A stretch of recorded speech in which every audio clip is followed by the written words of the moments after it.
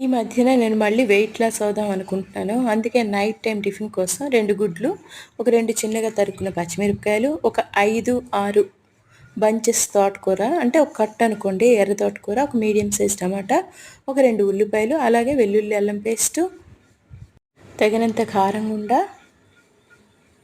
మిరియాలైతే 6 గింజలు గుండ చేసి వేస్తున్నాను. మొత్తం బాగా కలిపి గుంత పొంగనాలు దాంట్లో బటర్ రాసి గుంత పొంగనాలు అయితే వేస్తున్నాను. ఆమ్లెట్ అయినా వేయచ్చు. ఆమ్లెట్ వేయడం వల్ల షేప్ అయితే సరిగా రాదు, రౌండ్గా రాదు. ఎందుకంటే తోటకూర ముక్కలు ఉండటం వల్ల ముక్కలు అయిపోతుంది ఆమ్లెట్ అని ఇలా గుంత పొంగనాలు దాంట్లో వేస్తున్నాను. బటర్ అయితే రాశాను. బటర్ మంచిదే కదా, గుడ్ ఫ్యాట్ బటర్ అనేది. అయినా కొంచెమే నేను రాస్తాను.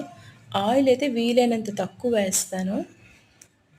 ముందుగా చుట్టూ వేసాను గుంత పొంగనాల్లాగా, తర్వాత మధ్యన వేసాను. మధ్యన అయితే మంట ఎలాగా ఉంటుంది. మూత పెట్టేసి ఉడికిన తర్వాత టర్న్ చేసానండి. చూసారా ఎంత చక్కగా రౌండ్ షేప్లో వచ్చాయి. చూడ్డానికి బాగుంటుంది, కరెక్ట్గా ఉడుకుతుంది. ముందైతే నేను 84 kgs ఉండేదాన్ని. తర్వాత 80కి వచ్చి అలాగా 77కి వచ్చి 74కి వచ్చి ప్రజెంట్ అయితే 70 kgs ఉన్నాను. చాలామంది వెయిట్ లాస్ కోసం వెయిట్ లాస్ సెంటర్స్ కానీ లేకపోతే డైటీషియన్ దగ్గర కానీ వెళ్ళి వెయిట్ లాస్ అవుతూ ఉంటారు. నేనైతే 84 ఎక్కడ 70 ఎక్కడ 1 ఇయర్లో 14 kgs తగ్గాను. ఇంకా ఒక 5 or 10 kgs తగ్గుదాం అనుకుంటున్నాను.